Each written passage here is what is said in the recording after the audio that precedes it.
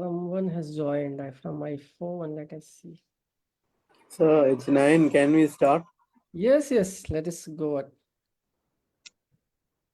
2 seconds of lag time.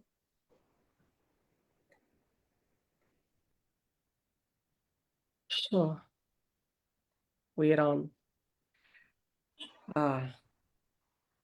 Welcome to the 10th episode of Poets Talk About Poets. I welcome all the honorable guests shared here. Dr. Ampat Koshy sir, Mr. Rachana Joshi, Ms. Waheed Hussain, Miss Tamanna Priya. I am Prasanna Kumar. Along with being a moderator, I have along with me, former professor of Delhi University, Dr. Rupali Sarkar, who would also be moderating this show. Before proceeding further, I would like to say a few words about this poets talk about the poets. Over the past few months, we managed to learn and know about the poets of different languages hailing from different regions. Basically, a total of 36 honorable guests talked about poetic boss of 15 languages. We covered Malayalam, Bengali, English, Punjabi, Urdu, Telugu, Assamese, Kumaon, Hindi, Sanskrit, Tamil, Kashmiri, Marathi, Odia, Santhali, and Gujarati. So poetry is an outcome of emotional reaction that spurs one to express in the form of writing, whether it's joy or sadness, whether it's for a cause or it's for otherwise. The poet is the one who, with his imaginative gift, tries to portray melange of shades and creates a picture to read and understand. But his contribution is highly unacknowledged in the society, as his or her role work is not directly reflected, despite the significant power to influence. People generally ignorant of the poets and those who brought remarkable changes in the society. With this very thought of highlighting poets specifically on Indian languages and those who have this regional significance, Fatal Brains has endeavored to showcase a very aspect in a unique with this unique title called Poets Talk About Poets and Songs of India, which we began at in the year 2023 September 7th in the memory of Jayanta Mahapatra. So that is about poets talk about poets and the panel members that who graced this series segment would be presenting the poet of their choice in 15 minutes. Each member will be given a 15 minutes of the minutes of time to talk about or present about. So to begin with, we have Dr. Ampat Koshy, who will be talking about Micheal Madhusudan, Dutt, who is an English poet. Miss Rachana ma'am would be talking about Meera Bhai, and Miss Waheed Hussain would be talking about Sahir, Ludhianvi, Urdu, and Miss Tamanna Priya would be talking about a Dalit poet, Telugu Dalit poet, Challapalli Swarooparani. I now would like to hand over the mic to Dr. Rupali Sarkarga to continue the proceedings further. Thank you. Good evening, dear friends. We very warmly welcome you to this program, Poets Talk Songs of India. We began it with the thought that we were, while writing a lot of our own poetry and promoting it, somewhere we were forgetting the great poets of this country who had contributed in so many ways to social action, to bring about the freedom of this country, to uplift the poor, to talk about discrimination and the powerful voices of those poets. So we decided to invite poets who are well known, who are here today. They themselves are very well known poets. They write for many places and many spaces, and they will speak about the great poets of this country. We begin with Dr. Ampat Varghese Koshy. He's a renowned professor and literary tour de force, currently teaching at Mount Carmel College, Autonomous College, Bangalore, which is one of the very well-known colleges in the country. And I'm very proud to be an alumni of this college. He's a nominee for the Pushcart Poetry Prize 2012, the Hindu Literary Prize for Fiction 2017, and the Poem of the Year Spill Words 2023. He's famous as the author of The Art of Poetry, editor of the significant anthology with Reena Prasad and Micheal Baron. Besides being a critic, an editor, a poet, an anthologist, with many books to his credit. He also runs one of the most vibrant forums called the Significant League, in which many poets from all over the world participate. We are so proud to have you here, Dr. Ampat Joshi, and we look forward to you speaking about one of the great poets of this country, Sir Micheal Madhusudan Dutt. So we look forward to your presentation. Thank you for that wonderful introduction, Prasanna Kumar, and especially from you, Professor Rupali Sirkargaur. I'm much honored. Without any further words, I will launch into my talk. I actually heard first about Micheal Madhusudan Dutt, as he is more popularly known in Bengal, from my mother. She was a poet and she introduced me to him and Thoreau Dutt and Henry Durosio as names to be reckoned with, along of course with Tagore, who was also a favorite of my father, who could quote old poems from Gitanjali by heart.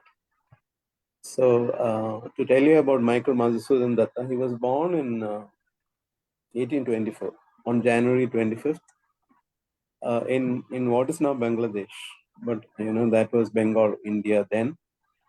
And he was a poet and dramatist. He was also a literary critic and theoretician, as he would be known as those things too now.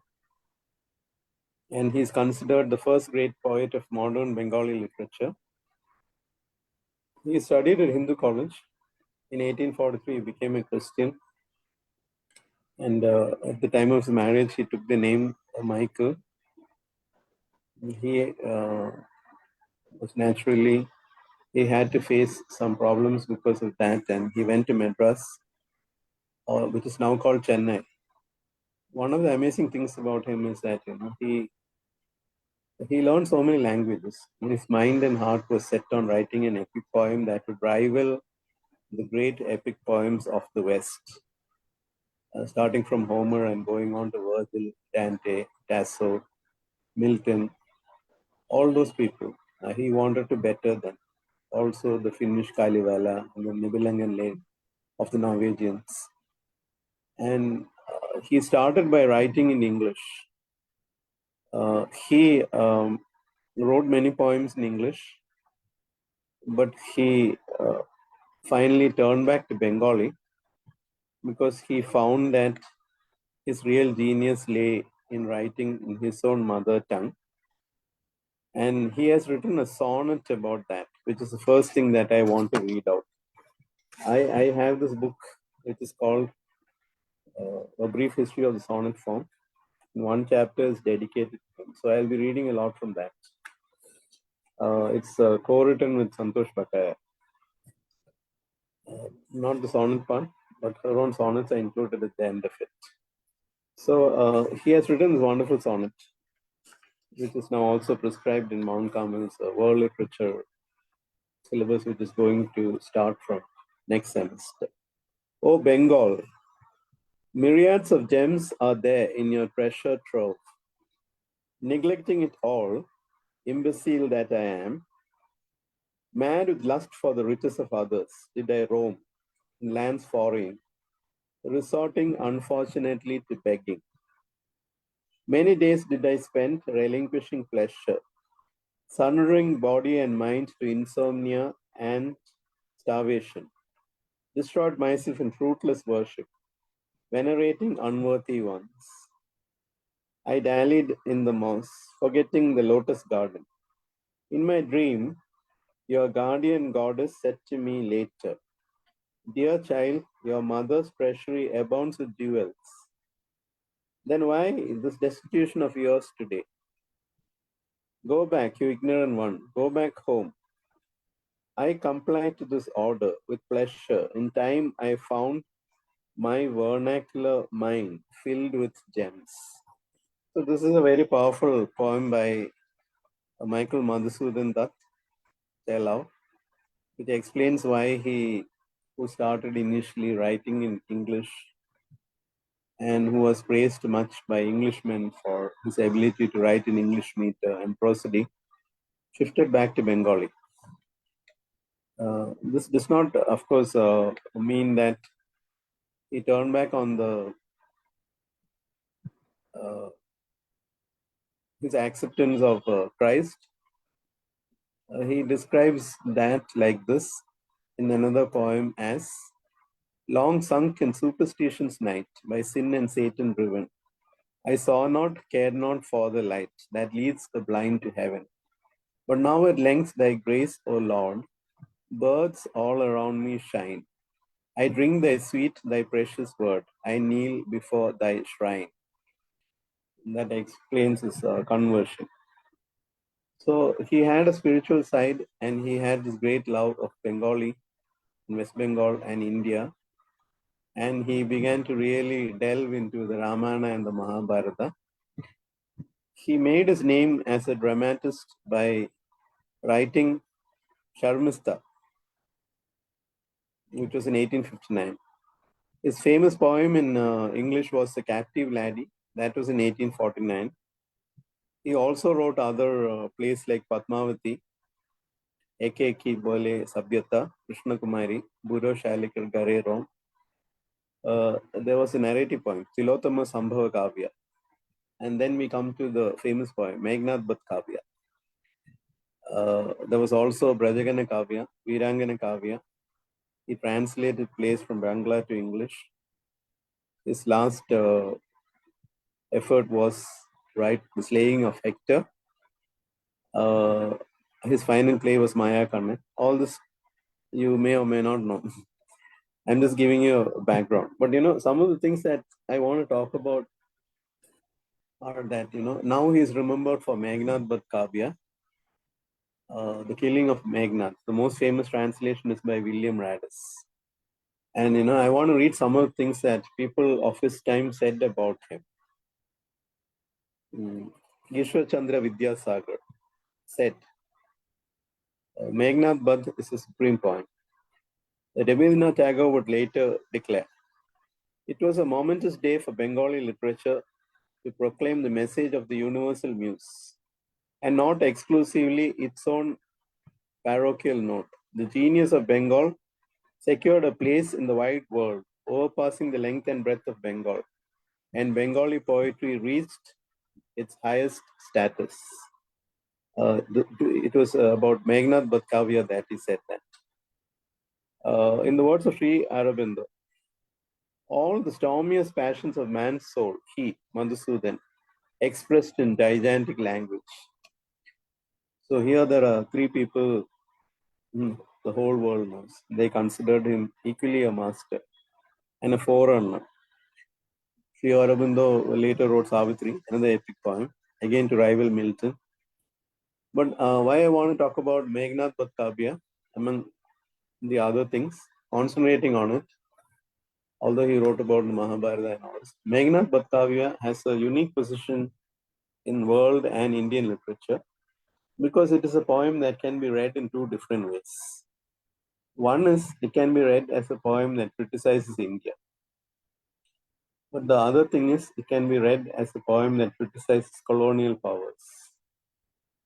And this is what makes this a very unique poem, because it's a poem that looks inward and outward at the same time in a very powerful manner by a man who knew French, Italian, German, Dutch, you name it, English. And the fact that it can be read both as, Ravana representing the forces who are fighting back, the forces of occupation, which is, of course, a very uncanny way of doing it, represented by Rama, but actually meaning the British. This is one way in which this poem can be read. The other way is, of course, that, he spent a lot of time in Chennai. And, down south, the understanding of the Ramayana is a little different from the understanding of the Ramayana up north. And that also influences the outlook of Meghnad Dutt Kavya, because it is also a questioning of North Indian, values being imposed on South India as being something that's a macro supremacy. So all these are layers that later, after William Radis's translation, after this poem became world famous, after it is considered now by everyone, just like Kerala had, many Mahakavyas. It's considered by everyone as a Mahakavya that really is as good and can be placed along with Homer, Virgil, Dante, everyone who loves poetry and who judges impartially. And, but along with that, it is also shrouded in a certain mystery. Because I don't believe we have continued to excavate it to the point where we have dug out all its value from it. If you know about Madhusudan Dutt, Rachanabali is there. But even more, there are a lot of books written about him. Betrayed by Hope, a play on the life of Michael Madhusudan Dutt. Lured by Hope, a biography of Michael Madhusudan Dutt by Murshid Ghulam. And, he is, of course, referred to in works that now contest his position, but also talks about how he is a significant part of a dialogue between India and Italy in the realm of poetry. So having said all these things, I think that I have probably exhausted my time. Can you tell me, Rupali, whether I have, how much time I have spent? And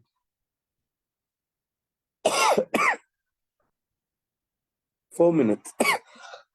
Yes, I have 4 minutes left.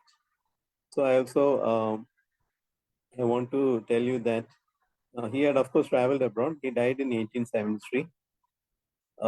He is very much a pre-independence poet. So the last thing I want to tell you about is something very significant, that you can call him the first modern poet in India. At least the first modern one that became famous because of his inventions in prosody. For example, he ceaselessly experimented with diction. He introduced the Amrit Rexer. I don't know if my pronunciation is correct. Rupali can correct me if it is wrong. But he is the first one who introduced in an Indian language a version of blank verse with run-on lines and with caesuras that can be varied. This is very significant.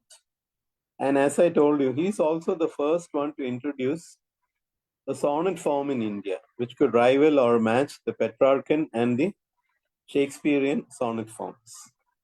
So, it is amazing that people, I feel a close affinity with him because, he gifted to the world of poetry in India, not only like Dante did. I brought in the Italian connection because, Dante, what his gift was that he started writing in the vernacular at a time in which Latin and Greek was considered to be greater. And Micheal Madhusudan Datta's contribution was that he started writing in his own mother tongue, Bengali, at a time when English was considered greater, and it was considered greater to be able to write in English and prove to Englishmen that you can write as well in English as them. Another thing was, his digging back into Mahabharata and Ramayana, and of course other Indian legends and folk tales and Indian myths and Indian stories, and bringing out their richness. The third thing is, of course, his own plays like Sharmista, his book of sonnets, and his epic poems like Meghnad Bath Kavya. And the last thing is his everlasting contribution to the form of the Bengali sonnet, which led to the sonnet finding its own form in many other Indians in their hands, like Vikram Seth and so many others later. And his contribution of the blank verse, that it can be written not only in English, but it can also be written in your own mother tongue. For example, if I write a Malayali drama, I can write in blank verse. It's basically in Bengali, it is 14 letters in a line. I think Rupali will know about it.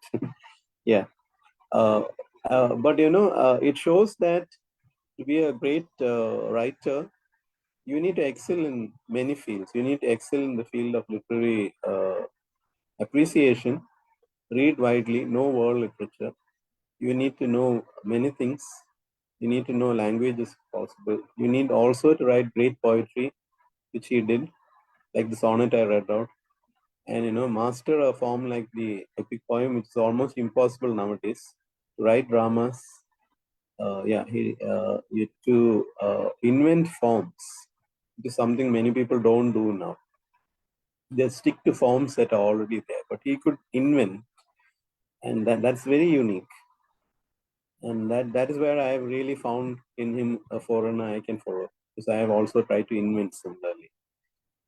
And he could also write in a way in which he could speak to all his readers, because everyone could find something in it. You could find something in it in the form or the content or in the meaning. As I told you, you could find something in it if you're a North Indian. You could find something in it if you're in the freedom struggle. You could find something in it if you're a South Indian. You could find something in it if you believe in subversion. You could find something in it in terms of feminism, postmodernism. He was an amazing writer. I think I'll stop there. We should never forget him. We should always honor him the way Ishwar Chandra Vidyasagar and Rabindranath Tagore and Sri Aurobindo honored.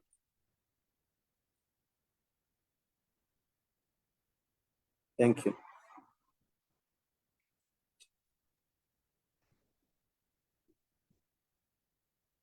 Well, so thank you.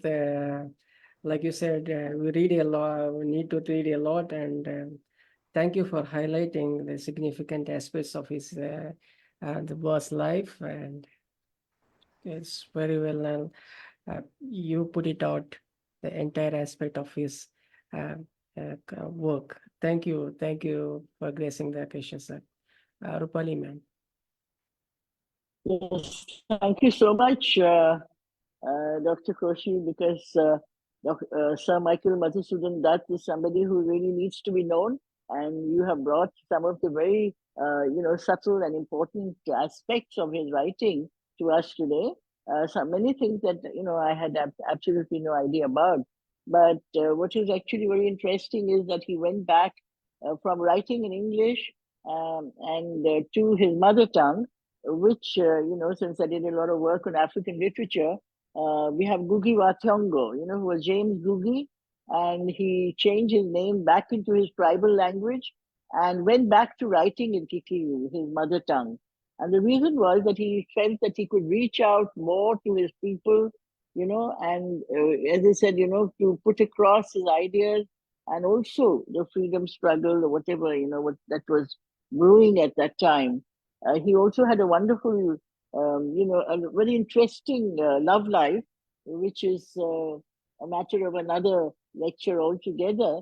But thank you so much. We're so grateful to you, extremely grateful to you for your presentation. It's very erudite, very scholarly. Thank you so much. Thank you, sir. Thank you, sir.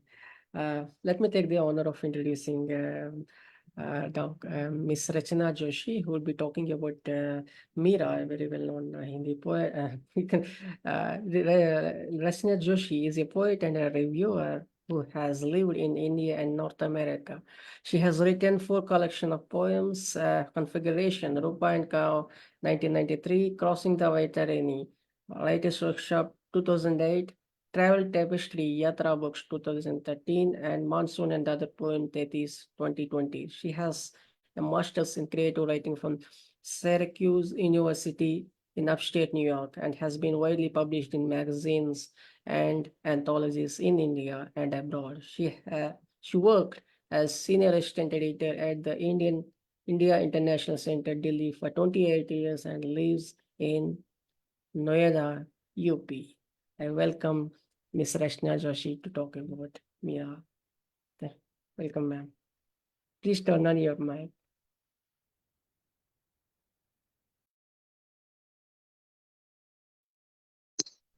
Okay, can you hear me now?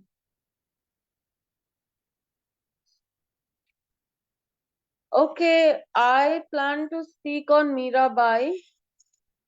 Am I clear? So I want to talk first about the Bhakti movement and how it gave a space for many women mystics in the Indian tradition. In India in the Middle Ages, the Bhakta poets challenged social norms through their writings. The religious establishments in India continued a dialogue with the Bhaktas, and the many streams of thought and practice frequently coexisted and at times merged with one another. For example, Bhakti and Sufism coexisted in North India. The importance of love was emphasized over bookish knowledge. The shift of the language of writing from Sanskrit to the language of the common people also brought an opportunity for women's creativity to express itself in devotional religion. Now I want to speak about Meera Bai. She is the poet saint of India, born in the Middle Ages at a time of a great surge of bhakti when the mores of the time were being questioned. Born in an aristocratic family, she married into the Susodia family of Mewar. She defied the conventions of the time, choosing to leave home and hearth to live among the saints and wandering mendicants out of devotion to Krishna. In the novel Kakor by Kiran Nagarkar, the ruler of Mewar, Maharaj Kumar, based on the real ruler Bhojraj, tries to come to terms with a disintegrating empire as the Rajputs tussle with the invading hordes. He also attempts to win the affection of his wife Meera Bai. He styled the cuckold. There's another book that I want to discuss, which is called Meera Bai Ecstatic Poems, versions by Robert Bly and Jane Hirschfield. Which deals with Meera Bai, and spirituality is the core of the poems in this book. Meera Bai appears as a fearless woman in these mystical poems. The poems that deal with the attempts by the Rana to poison her by sending a cup of poison, a snake instead of a necklace, are epiphanic. The poison has no effect on her, the snake doesn't bite her. She keeps singing and dancing, and her joy shines through the translation. Now I'll read out some of the poems that have been translated in this book. Poison came to the door one day, she drank it and laughed. I am at Hari's feet, I give him body and soul. Meera's Lord is the one who lifts mountains, he removes evil from human life. The Rana sent a gold coffer of complicated ivory, but inside a black and green asp was waiting. It is a necklace that belonged to a great queen. I put it around my neck, it fit well. It became a string of lovely pearls, each with a moon inside. My room then was full of moonlight, as if the full moon had found its way in through the open window. Meerabai's bhajans have been kept alive by singers over the centuries, and they are part of our cultural psyche. In modern times, M.S. Subbalakshmi has sung Meera bhajans, Mere To Girdhar Gopal, and other songs with great feeling. Rukmini Bhai Nair in Ayodhya cantos refers to Meera Bhai as pock-marked, oblivious to appearances. She also compares her to Gandhi, calling her the spirit of the Dandi March, and finally describes her as a passionate singer. In translation, the rhythms and cadences of the original songs cannot be captured, but the emotions and ideas come through. Her passionate desire to seek fulfillment in divine love and her disdain for the royal conventions are very much present. The authors have improvised beautifully to bring out these nuances in the poetry. The poetry itself is rich with metaphors and connotations and allusions. Meera's original poems were in the language of the masses like other poets of the Bhakti movement, but in the modern context, the diction of this book is literary and poetic, and the short poems use fresh images and energetic rhythms to make them accessible to modern readers. It is a good introduction to a medieval poet for a modern generation in India brought up with slight knowledge of Hindi literature and also for an international audience. So, if I have some more time, I can read out some poems.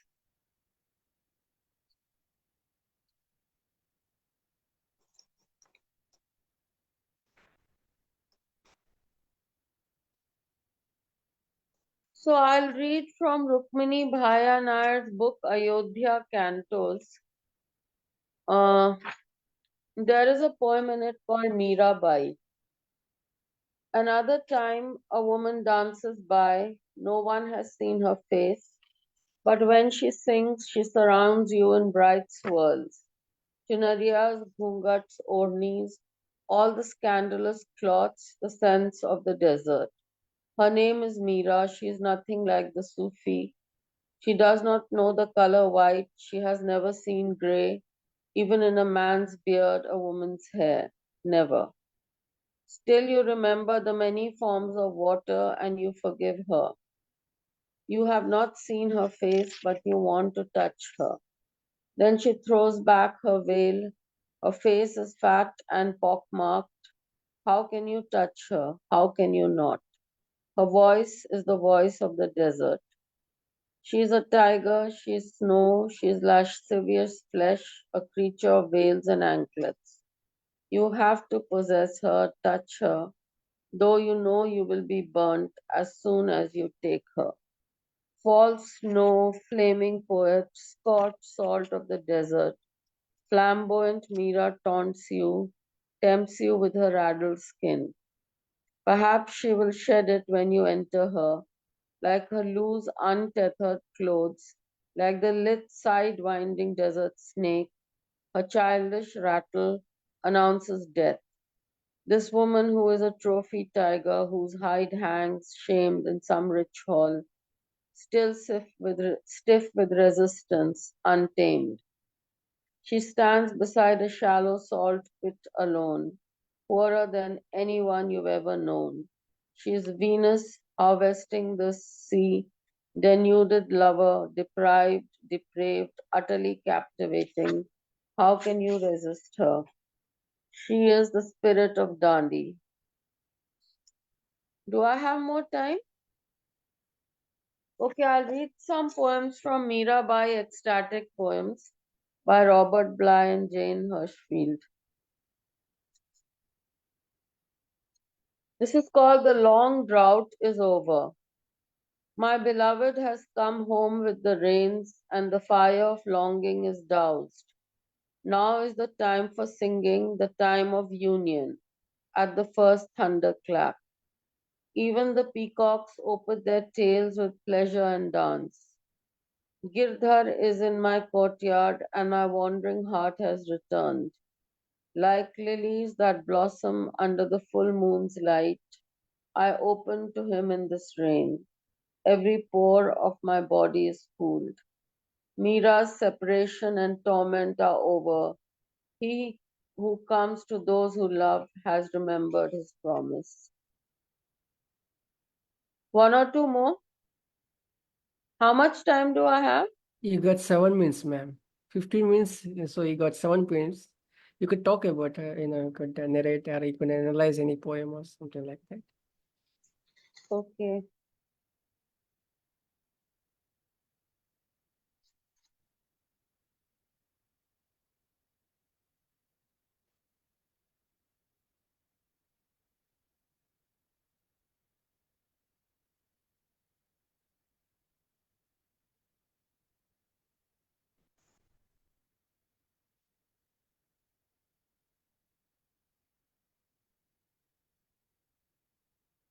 So this is called Meera is Mad with Love. Oh friends, I am mad with love and no one sees. My mattress is thorns, is nails. The beloved spreads open his bedding elsewhere. How can I sleep?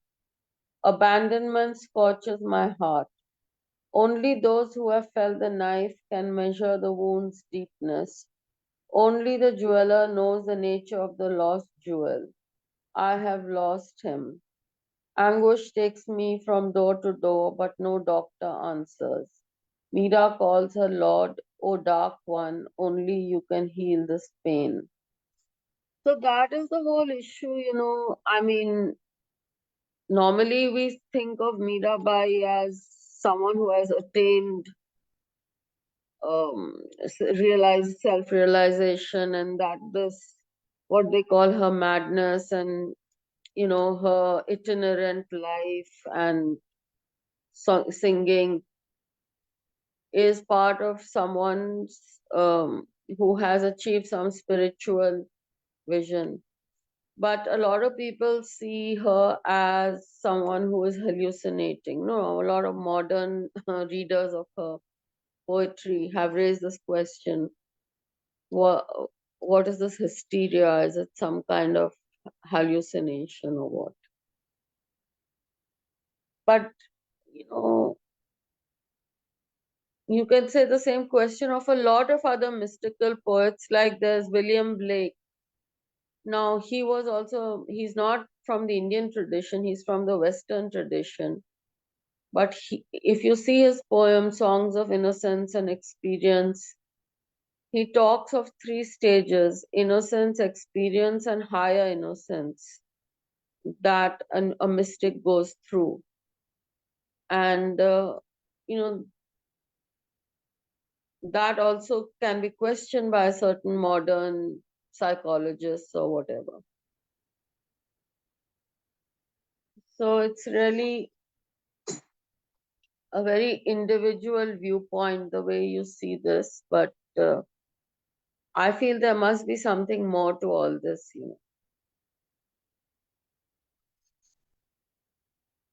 Correct, ma'am. If anyone has any questions, I can answer them. Otherwise, I think I've said what I wanted to say. Yeah. Yeah. So there is always a conflict between a mysticism and the kind of, the people take it as a hallucination, some that kind of thing, like you mentioned. Yeah, Rupali, ma'am. Yes, thank you so much, Dr.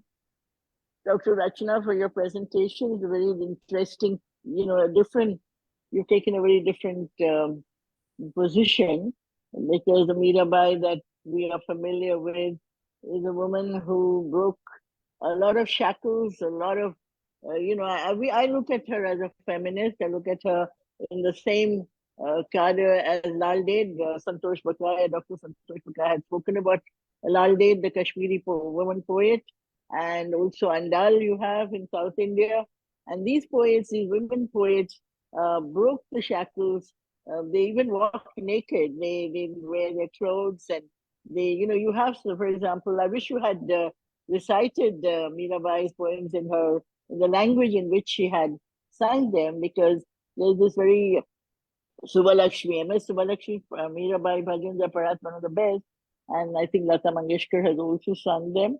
That you have the Sat Maat Bandhu Brat Mero to na koi, Mero to Giridhar Gopal Siva aur koi. Now this Sat Maat Bandhu Brat, the breaking of the family ties, for a woman to break away, and all these women, these women of the Bhakti movement, they broke those family ties, because they are the ties, those patriarchal ties, that actually did not allow women to grow.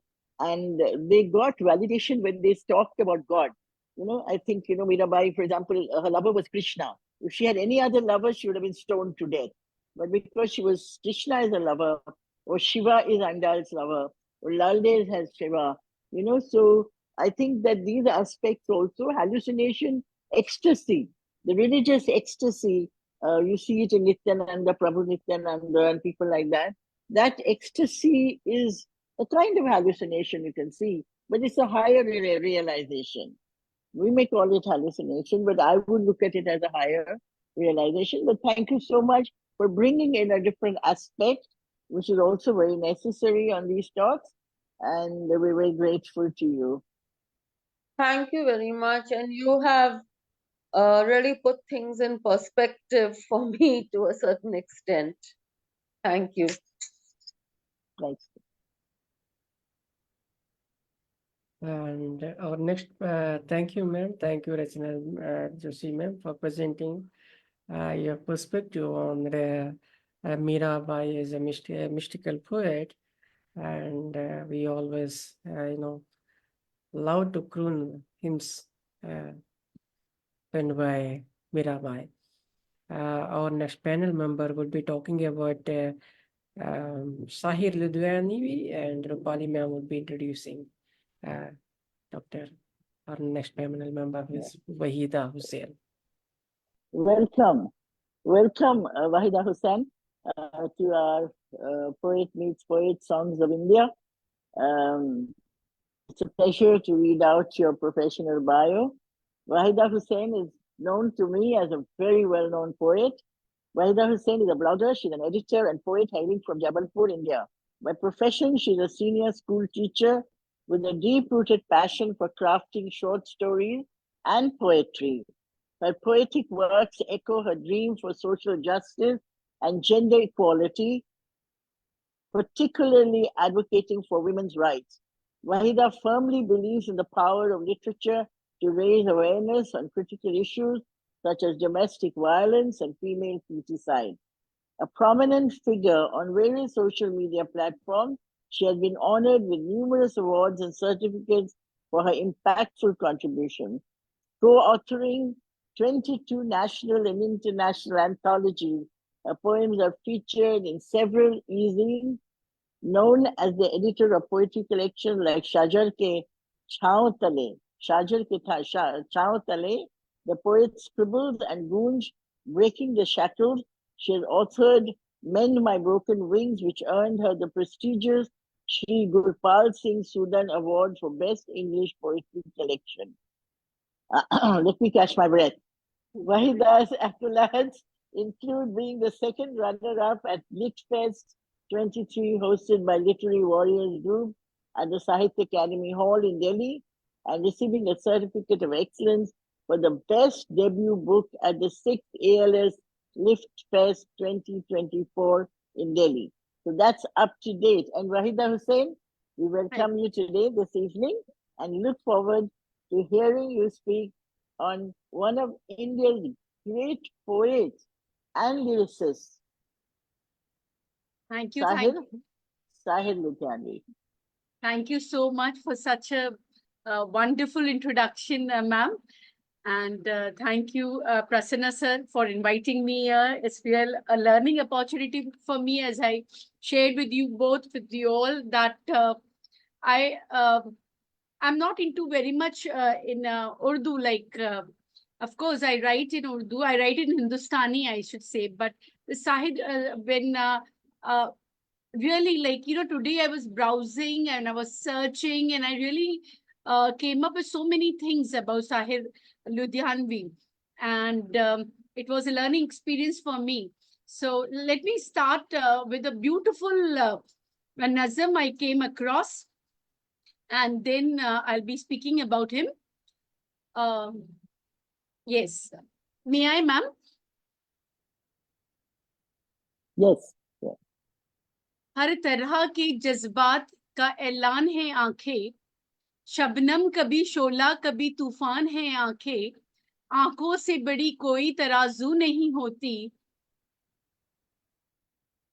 तौलता है बशर जिसमें वो मीजान है आंखें, आंखें ही मिलाती है जमाने में दिलों को, अनजान है हम तुम अगर अनजान है आंखें, लब कुछ भी कहें इससे हकीकत नहीं खुलती, इंसान के सच झूठ की पहचान है आंखें, आंखें न झुकी तेरी किसी गैर के आगे, आंखें न झुकी तेरे किसी गैर के आगे, दुनिया में बड़ी चीज मेरी जान है आंखें. So after this beautiful nazam of Sahir Ludhianvi, let me we all know he is a legend, and whatever I have tried, in a very, I should say, I have tried to bring out some special elements, like first as an revolutionary poet, and as a feminist also. So this was really very surprising for me, and he has been labeled by critics as Afan-e-Shabab ka Shair, for his poetry in particular, for stirring the hearts of youngsters and writing literary songs for films. He is one of the popular poets and pride of progressive poetry. The way in which Sahir Ludhianvi has given poetic form to the emotion and mood has not been given by any of his contemporary poets. The fact that is that by mixing romance and protest, Sahir, with his individuality, gave a new direction to the poetry of the progressive movement. There is warmth in his political and protest poems. His choice of words, methods of using similes and metaphors is so complete and comprehensive that is beyond the reach of other poets. Even older poets recognize him as a real poet, and his poets meet the standard of criticism. The combination of song, music, and lyricism made his ghazals, poem, and songs more effective and popular. He writes, दुनिया ने तजुर्बात और हवादीस की शक्ल में जो कुछ मुझे दिया है वो लौटा रहा हूं मैं. And he had really returned, he had given back to us so many beautiful nazms and shairi. And he was born on March 8, 1921 in a feudal family of Ludhiana and was named Abdul Hai. His father's name was Chaudhry Fazil Muhammad, and he was his 11th.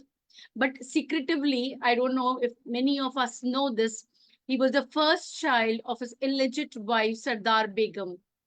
Later, her mother insisted that the relationship be made official so that no inheritance dispute would arise in the future. When Chaudhry Sahib did not agree to this, Sardar Begum took Sahir and separated from her husband. Now, I am telling you this because this all forms the basis of or the foundation of his poetries. At that time, Ludhiana where he was born and brought up, was a vibrant and active center of Urdu. From here, he developed a passion of poetry, and on reaching matriculation, he started reciting poetry. In 1939, after passing the entrance examination from the same school, he entered Government College, Ludhiana. At the same time, his political consciousness began to weaken, and he was attracted to the communist movement. In the last year of BA, he fell in love with his classmate, Ashar Kaur, and he was expelled from college. He could not do B.Ed from college, but this circumstances turned him into a romantic poet, as it always happens. His first collection, Talkhiyan, was published in 1944 and instantly became a sold out. After leaving the college, he moved to Lahore and enrolled in Dayal Singh College. But due to his political activities, as he was a communist, he believes in communism, he was expelled from there also. And here comes the main part. In 1949, I don't know, of course, the fans of Sahir Ludhianvi must be knowing this. In 1949, while in Lahore, Sahir Ludhianvi wrote a revolutionary poem, Awaz-e-Adam, the voice of man, in which hum bhi dekhenge remains a memorable phrase. It ended on the optimistic and one could say provocative assertion that the red flag of communism would fly high. Pakistan had already, the circumstances I'm telling you about this is, Pakistan had already decided to become a frontline state in Western attempt to contain Soviet communism. It was trying desperately to convince the US that it could be a strong ally in its anti-communism policy. And Pakistan also wanted to portray itself as a trusted friend for the West, not just in South Asia, but in the Middle East also. So here he wrote this poem, which was it became quite famous. Dabegi kab talak awaz-e-Adam hum bhi dekhenge. Here he's sort of, challenging the Pakistan government. Dabegi kab tak दबेगी कब तलक आवाज़ आदम हम भी देखेंगे, रुकेंगे कब तलक जज्बात ए भरम हम भी देखेंगे, चलो यूं ही सही ये जोरे पयाम हम भी देखेंगे. It means, till when can the voice of Adam be suppressed? We too shall see. Till then can angry emotions be controlled? We too shall see. We too shall see for sure, just like this, the constant oppression. But after this poem was published, Sahil was threatened by intelligence agency and he migrated to India, from where his journey started in India and in Bollywood, you can say. And in effect, Hum Bhi Dekhenge came to symbolize Sahil's farewell to Pakistan, which he felt he did not want to be the puppet of the West, and his search for sanctuary in Nehru's India. Now talking about, now here he shifted to Bollywood from here. But let me talk about his love affairs, famous love affairs with Amrita Pritam and Sudha Malhotra. But he never got married. His relationship with Amrita was strange and intense. And although Amrita was married at that time, whenever Sahir, this was very, it was very romantic and very amusing to me, very interesting to me, I should say. Whenever Sahir would visit her and leave after smoking a cigarette, she would pick up the broken pieces of his extinguished cigarette from this ashtray and put them on her lips after lighting them again. In Sudha's case, she left Sahir for someone else. And despite this, Sahir did not spare any effort in promoting Sudha. She was an actress in the film industry. And it was for her that Sahir wrote the immensely popular nazam, Chalo ek baar fir hum ajnabi ban jaye hum dono. A very famous song after becoming a very successful songwriter of films. He has written political poetry, romantic poetry, psychological, and revolutionary poetry with the rebellion of peasants and workers draw our attention. In his Nazam, there is a special vista of his personal experiences and observation. In recognition of his literary services, he was awarded the Padma Shri in 1971. In 1972, the Maharashtra government awarded him the Justice of Peace Award. In 1973, he was awarded the Soviet Nehru Award for his work, Aao Koi Khwab Bune. He received the Maharashtra State Literary Award in 1974. The government of Maharashtra also nominated him as a special executive magistrate. He died of a heart. We all know, like I'll be coming to it afterwards. And now let me talk about, his feminism. Let us talk about this. This came as a surprise to me, but his verses. He could describe the essence of a woman like no other. But the true and unfiltered depiction of a pain and dire state made his work stand, turning him into a crusader of suffering woman.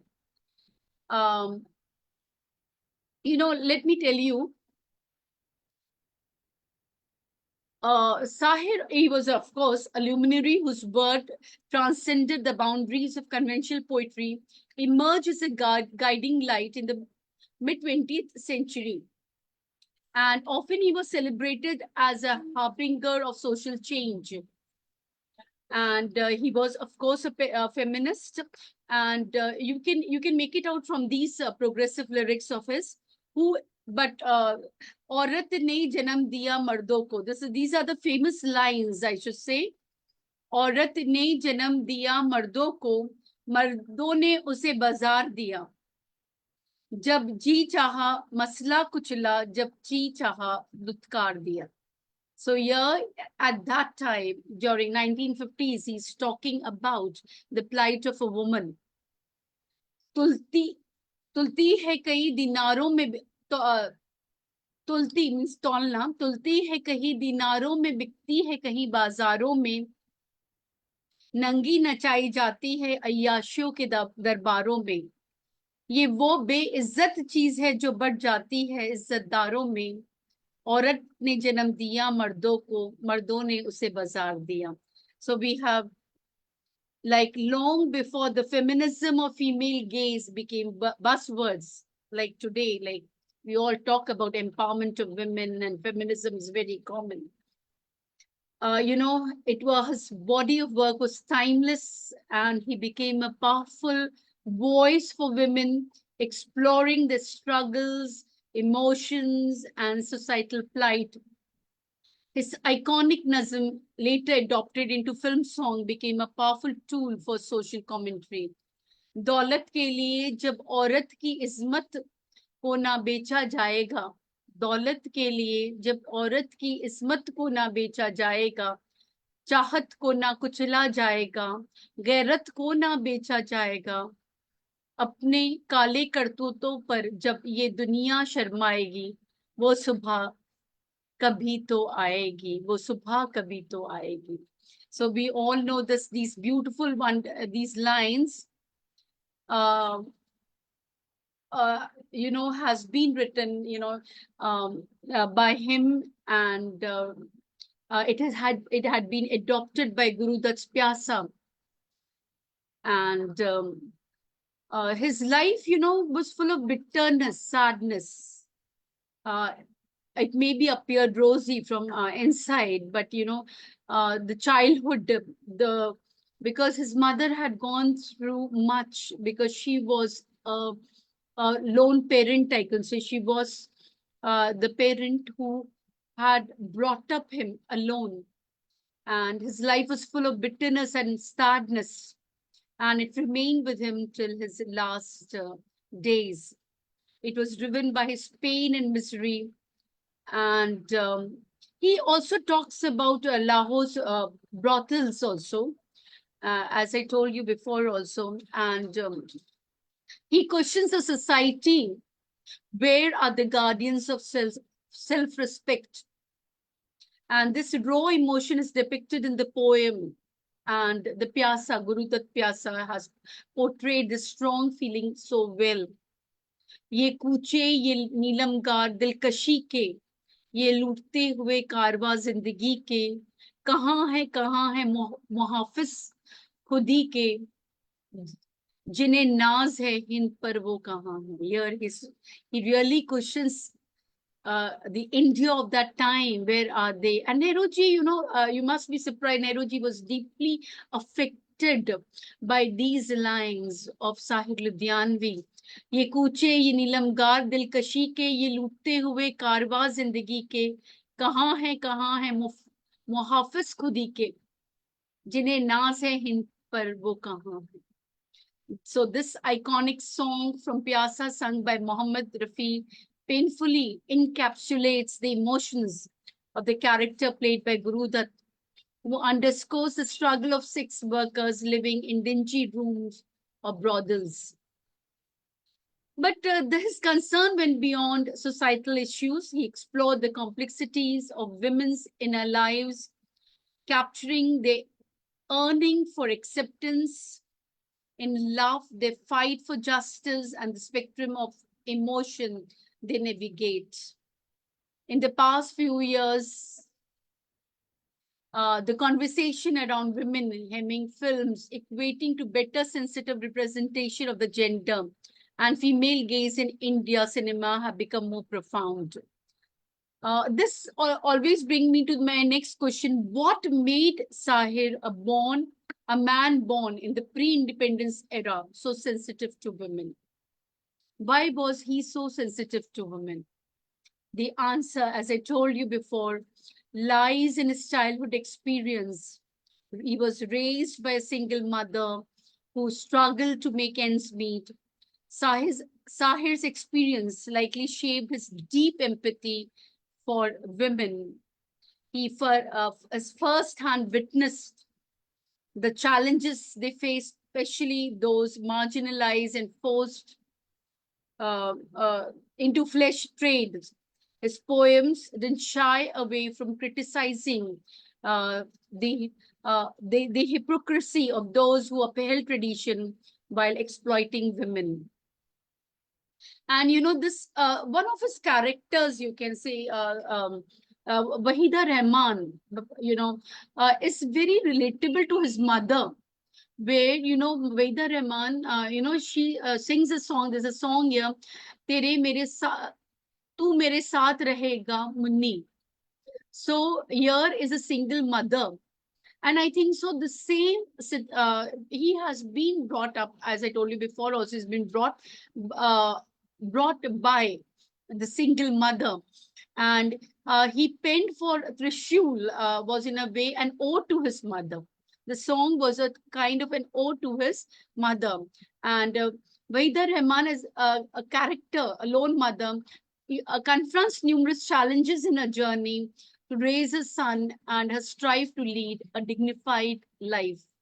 तू मेरे साथ रहेगा मुन्ने, तू मेरे साथ रहेगा मुन्ने, ताकि तू जान सके तुझको परवान चढ़ाने के लिए कितने संगीन मराहिल से तेरी माँ गुजरी है, तू मेरे साथ रहेगा मुन्ने.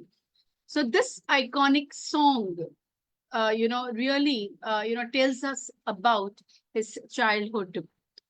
And as it yes, we all know about this famous song, मैं पल दो पल का शायर हूँ, पल दो पल मेरी कहानी है, पल दो पल मेरी हस्ती है, पल दो पल मेरी जवानी है.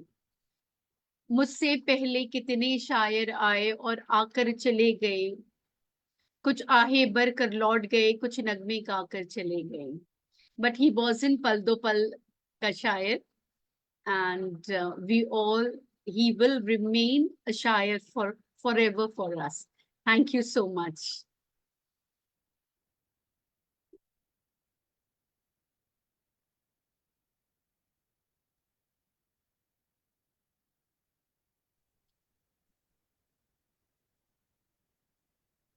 Thank you, Waheeda ma'am. That was, quite elaborate to, kind of presentation that you made up, and it was very engrossing, and you touched up all the varied facets of Shahid Ludhianvi. Thank you for Thank you. coming in. Thank you, ma'am. I hope Uh, I did justice to this legend, because I mean, it was very difficult for me to talk about him. Exactly.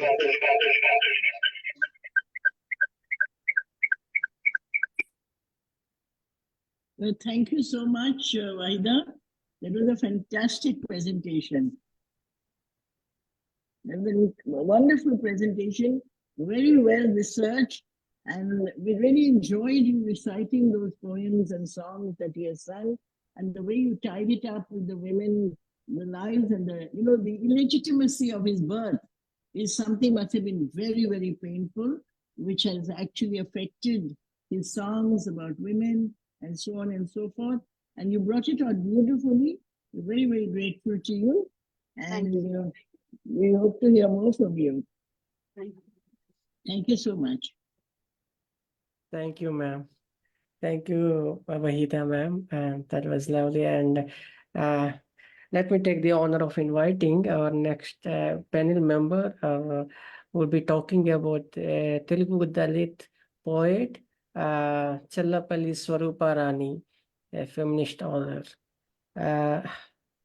Tamanna Priya. Tamanna Priya is a junior research fellow at the Department of English, Benares Hindu University. Her research work inquires Dalit experiences with a focus on the representation and misrepresentation of Dalit identity involving mediums and their subjection to restructured and modernized forms of discrimination in contemporary India.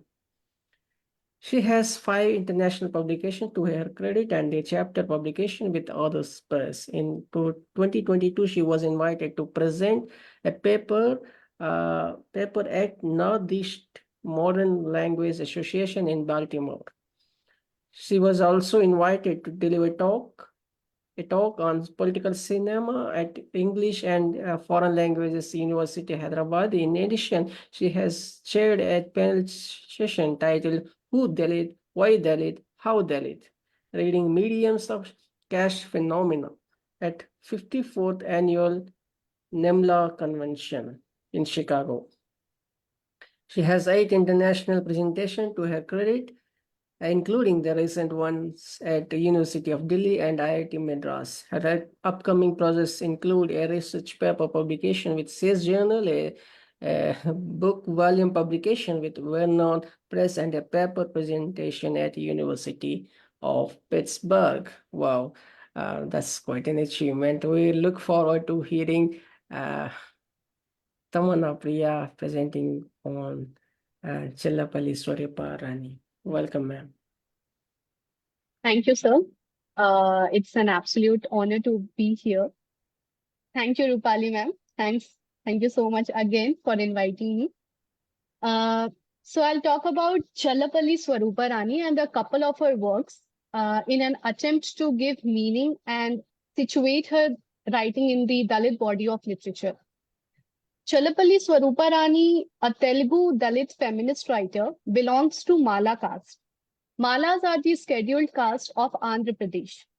She is one of the most widely published and translated Dalit women writers in Telugu. She is noted for providing a significant poetic voice that expands the scope of both Dalit and feminist literature.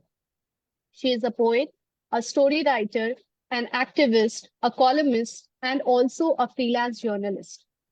She started writing poetry during her college days, initially focusing on the general subjects, but then she shifted to writing political angles of Dalits, Adivasis, and women.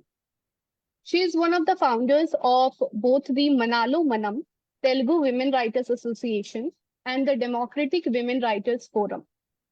Her impact on the Dalit feminist dialogue has reshaped the narrative, offering a counter discourse to the mainstream feminist movement in Telugu as well as in India. Her article on Dalit women's writing in Telugu, published in the Economic and Political Weekly (EPW) in 1998, was probably one of the very first writings that discussed Telugu Dalit women's writing in English. One of her notable creations, the poem Wildflower, has been featured in the Oxford India Anthology of Telugu Dalit writing, further solidifying her role as a vanguard in the literary representation of the marginalized voices. Wildflower opens with a question: when has my life been truly mine? This question provides a stark example of the Dalit woman caught in the midst of the casteist and patriarchal oppression that methodically condemns her life. She questions the uncomfortable reality of the lack of agency in a woman's life, specifically when she also bears the identity of a lower caste in a Brahmanical Indian society. The poet unravels this lack through the subtle description of the violence that her body is subjected to in the poem Wildflower, shedding light on the systematic condemnation that defines her existence. She says, "In the home, male arrogance sets my cheek stinging, while on the street, caste arrogance splits the other cheek open. Whatever is the direction I move to, all thorns prick me alone. These are not the thorns of today. These are the chains of slavery that were arranged all around me from generation to generation." Her next poem, Forbidden History, makes explicit the practice of Basavi. Devdasi is known by various local names such as Basavi in Karnataka, wherein Dalit girls are forced to provide sexual pleasures. As Challapalli notes, as a babe in the womb, depicted as an untouchable, stamped with a low caste, I was born. That day itself branded a slut amidst senseless rules in the cesspools of superstitions. Cast away, I became forbidden woman. So here she exposes how the babe in the womb, who is not even born yet, is already marked as a forbidden woman, robbed of her agency in her sexual rights, fated to be confined to the degrading role of a Basavi before even taking her first breath. In explicitly describing the oppression that is particular for a Dalit girl, the poet provides a sharp commentary against the normalized hegemonic violence through a performative imagery.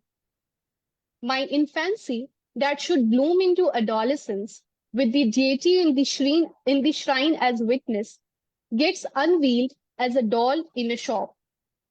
The poet's poignant analogy of a Dalit girl to a doll vividly captures the portrayal of her lifeless existence, symbolizing the body politics, the objectification of a Dalit female body as a mere sexual plaything. In her poem, Water, she recollects her experience and constructs a visceral narrative, interweaving her personal memories with the collective consciousness of her entire Dalit community. For Dalits, she notes in this poem how water remains laden with conflicting symbolism, embodying thirst, longing, and the ceaseless struggle to procure even a solitary glass. In Challapalli's poignant words, "When I see water, I remember how my vada, which would thirst all day for a glass of water." Water also signifies the burden of impurity as depicted in her verse. "When I see water, I remember how we welcomed our weekly bath as if it was a wondrous festival." Water for Dalits also signifies discrimination, humiliation, massacre, rape, displacement, as Swaroopa reminds us of the historical incident of Karamchedu massacre that happened in 1985 in Andhra Pradesh, in which 6 Madigas are also the Dalits from southern India, they were killed. At least 3 Dalit women were raped, and hundreds of them in village were displaced from their home after their houses were burnt and looted by Kamma, the upper castes, only because a Madiga objected a Kamma for soiling the water tank where Dalits drew their drinking water.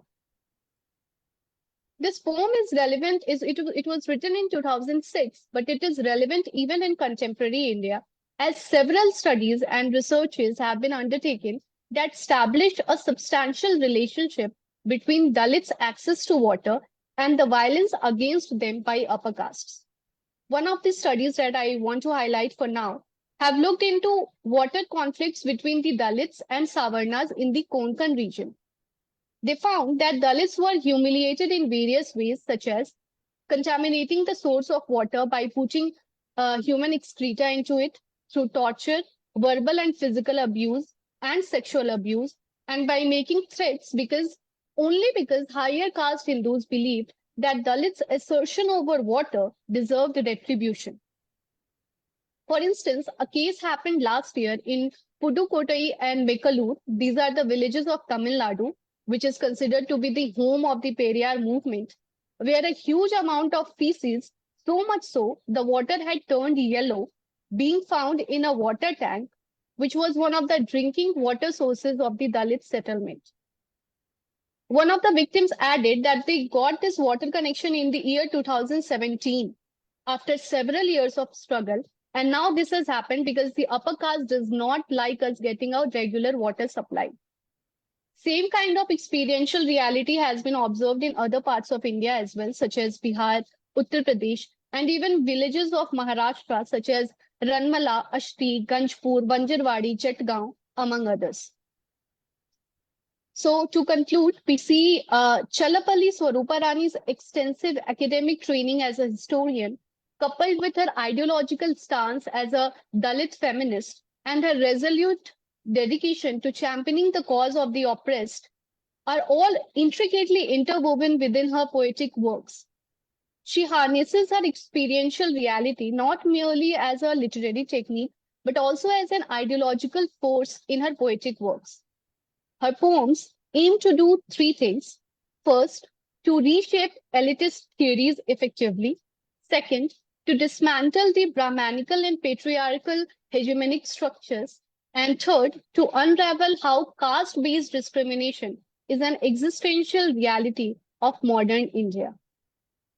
That's all. Thank you. Brilliant, brilliant presentation, very intriguing, and wanting to have more about the other, and a very wonderful, very well articulated presentation. Thank you, sir. Thank you so much. Thank you so much, Tamanna. My heart swells with pride, dear. And you know why? Huh? Yes, Are ma'am. you the girl? Are you the girl who used to sit across the classroom when I used to teach? Are you the same person? Huh? Really, and I think that, what Waheed Hussain has mentioned today and what you have, has brought together the reality of this country, which we try to cover up, by saying things that are not true, by pretending it is not there. And the truth about water. Now, I'm going to, just add to this, and Waheed, you must not take it minded, because many years ago at Ajmer railway station, because, as she mentioned, how water, the discrimination with water. So I was in the first class and I had a English girl with me, and there was a puja of water. So I was so thirsty, and I thought I would help myself to that water. And the maid, looking after the place, came running and said, "Isme se pani mat peena." And I said, "Kyun?" And she said, "Ye Mussalman ka hai." Because the lady who was sitting there, whose puja it was, and she was a wealthy person, because even with a first class retiring room, she obviously would be somebody who would be traveling first class by train. And that lady got so annoyed, and she said, "Ye Mussalman ka paisa kya le loge? Pani nahi peene doge." So water has a lot of connection, kind of discrimination, the way we give water to somebody, the way we offer water to people. Somebody asks you for water, the maid servant, the alert button, and I was saying, mixing pieces. This is so shocking, and I don't know how we will ever get away from this. In your research, have you been able to find that these poems have affected, have they brought about any change have affected the lives of people? The government taken interest? Has that happened? Because poetry is very, very powerful. Yes, ma'am, there are government policies that are taking place every month, every day. But the thing is that caste is a social problem. So, first we need to deal with people's consciousness that how this caste-based discrimination should be tackled within their psyche. So whatever the government is doing, whatever the economic access we are providing to them, it won't really matter much unless and until we enlighten people about this thing. Whenever I go somewhere and I present my paper, the very first question or the very first argument I get is caste is a matter of the past. It is no more an existential reality. And when I show them the real data, what I discussed only a few with you here, the data I collected from Maharashtra or from Bihar or from UP, they are the very recent ones after 2015. And it is still happening every day. So It's first of very all, we need difficult to imagine that still like we have caste discrimination. I mean, it was such shocking for me also to hear from her that still people they have not changed. Like still the mentality remains the same. Yeah, it's very Yes, shocking. absolutely. Very shocking. But that's poetry. That's poetry if it's taken to the people, change the psyche. These kind of poems which she writes. Change is a far-fetched thing. First of all, I think these kind of works, they at least enlighten the people that yes, it is happening It even is still today. happening. That is what. Because like we sitting here in a very safe environment, we are in a very comfortable zone. We do not realize that these things are still happening. Right. Yeah. So that awareness is necessary, that it is still happening. The caste discrimination is still there. And it is important for both the people, the oppressor and the oppressed, because it is important for the oppressed as well. Because when I started reading about them, I read that this caste-based discrimination, whatever happens with them, they find it right because this has been internalized into their psyche that this is how they were born and this is the caste they were born into, and that is why they are paying the they're paying for being born in this caste. Yeah, So it like is it's their right. destiny. Like they It is, accept it as a destiny, and they are born, yes, and now it is their destiny, and they are, they cannot do anything. It's their karma. Yes, sort of. This is how it is yes, put up right. in the society, that it's your past karma, and that is why you have been destined. You have been born in this caste, in a particular caste. Yes, very sad. Well, thank you Even so much, Tamanna. Wonderful. yes, ma'am. Thank you, You ma'am. have enlightened us also, you really enlightened us. I remember when I was teaching Dalit literature, a lot of students would come out and they talk about categories and things like that.